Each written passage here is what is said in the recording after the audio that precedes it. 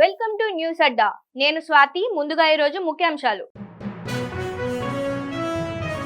ఉడా మాజీ చీఫ్ ప్రదీప్ కుమార్ ఆస్తులను జప్తు చేసిన ఈడీ. తంతే బూరెల బుట్టలో పడ్డట్లు రేవంత్ సీఎం అయిండు. జగదీష్ రెడ్డి ఘాటు వ్యాఖ్యలు. ఒడిశాలో భారీ ఎన్కౌంటర్, 5 మావోయిస్టులు మృతి. ఏ బ్రాండ్ తాగి బయటకొచ్చాడో కేసీఆర్ పై టీడీపీ ఎమ్మెల్యే ఫైర్. ఇక వివరాల్లోకి వెళ్తే, ఆదాయానికి మించిన ఆస్తుల కేసుల్లో ఉడా మాజీ అదనపు chief urban planner Pasuparthi Pradeep Kumar కు ఎన్ఫోర్స్మెంట్ డైరెక్టరేట్ భారీ షాక్ ఇచ్చింది.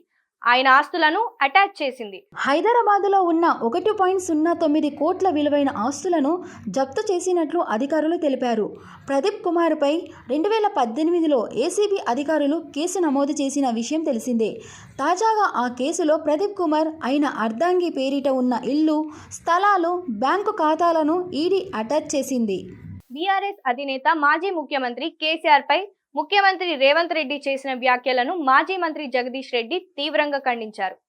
ముఖ్యమంత్రి పదవి గౌరవాన్ని దిగజార్చుతున్నారంటూ రేవంత్ రెడ్డిపై ఆయన మండిపడ్డారు. తంతే బూరేల బుట్టలో పడ్డట్లు రేవంత్ రెడ్డి ముఖ్యమంత్రి అయ్యారు, ఆ పదవిని కించపరిచేలా చేస్తున్నారు అంటూ ఆగ్రహం వ్యక్తం చేశారు.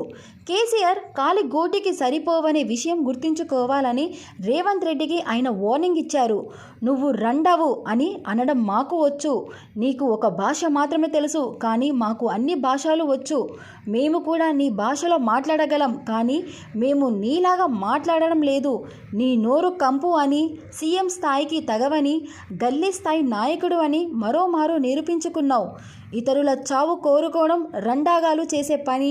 వచ్చే జనరల్ ఎన్నికల్లో ప్రజలే నిన్ను బండరాలు కట్టి మూసిలో పడేస్తారు అంటూ మాజీ మంత్రి ఎమ్మెల్యే జగదీష్ రెడ్డి ముఖ్యమంత్రి రేవంత్ రెడ్డిని ఉద్దేశించి తీవ్ర వ్యాఖ్యలు చేశారు. ఒడిశాలో భద్రతా దళాలు మావోయిస్టులకు మధ్య భారీ ఎన్కౌంటర్ చోటు చేసుకుంది. కంధమాల్ జిల్లాలో జరిగిన ఈ ఎదురుకాల్పుల్లో 5 మావోయిస్టులు మృతి చెందారు. మృతుల్లో ఒక మహిళ కూడా ఉన్నట్లు అధికారులు తెలిపారు. ఘటనా స్థలం నుంచి పెద్ద ఎత్తున ఆయుధాలను స్వాధీనం చేసుకున్నారు. కంధమాల్ జిల్లాలోని గుమ్మ అటవీ ప్రాంతంలో మావోయిస్టులు సంచరిస్తున్నట్లు భద్రతా బలగాలకు పక్కా సమాచారం అందింది. దీంతో పోలీసులు, ప్రత్యేక బలగాలు సంయుక్త కూంబింగ్ ఆపరేషన్ చేపట్టాయి. ఈ క్రమంలో ఓ చోట మావోయిస్టులు తరాస పడడంతో లొంగిపోవాలని బలగాలు హెచ్చరించాయి. అయితే మావోయిస్టులకు కాల్పులకు తెగబడడంతో భద్రతా దళాలు ఆత్మరక్షణ కోసం ఎదురు కాల్పులు జరిపాయి. ఈ కాల్పుల్లో 5 మావోయిస్టులు అక్కడికక్కడే చనిపోయారు. ఘటనా స్థలాన్ని పరిశీలించిన బలగాలు ఒక రివాల్వర్, .303 రైఫిల్, ఒక వాకీటాకీ సెట్ను స్వాధీనం చేసుకున్నాయి. ప్రస్తుతం ఒడిశా, ఛత్తీస్గఢ్ సరిహద్దు ప్రాంతాల్లో మావోయిస్టుల కోసం గాలింపు చర్యలను ముమ్మరం చేశారు. ఎంఓయూలకు హైప్ క్రియేట్ చేయడంలో చంద్రబాబును మించిన వారు లేరని టీడీపీ ఎమ్మెల్యే ఎంఎస్ రాజు విమర్శించారు.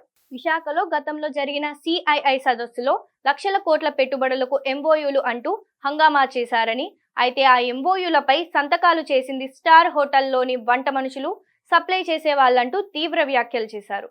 ప్రజలకు మొహం చూపించలేక కేసీఆర్ 2 ఏళ్లుగా ఫామ్ హౌస్లో పడుకున్నారని ఎద్దేవా చేశారు. ఏ బ్రాండ్ తాగి బయటకొచ్చాడో అంటూ కామెంట్ చేశారు. సర్పంచ్ అభ్యర్థులు ఓడిపోవడంతో మతి భ్రమించి నోటికొచ్చినట్టు మాట్లాడుతున్నారని అన్నారు. కేటీఆర్ను కేసీఆర్ అసమర్థుడిగా భావిస్తున్నారని, కేసీఆర్ ఇప్పుడు బయటకు రావడానికి ఇదే కారణమని చెప్పారు.